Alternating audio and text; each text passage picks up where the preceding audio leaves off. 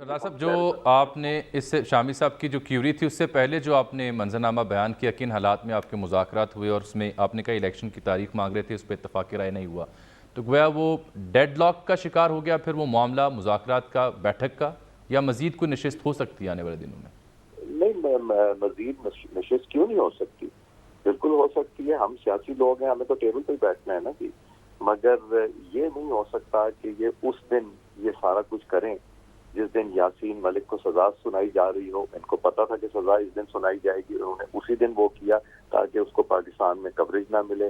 ان کو یہ بھی پتا ہے کہ ہماری ٹیم آئی ایم ایف کے ساتھ مذاکرات میں بیٹھی ہوئی ہے، اور وہاں یہ بھی مجھے پتا ہے کہ وہاں یہ ریز ہوا کہ جی یہ جو ایجوٹیشن ہو رہی ہے تو وہاں کیا حالات ہوں گے، اور یہ وہاں بھی یہ چیز گفتگو کی گئی.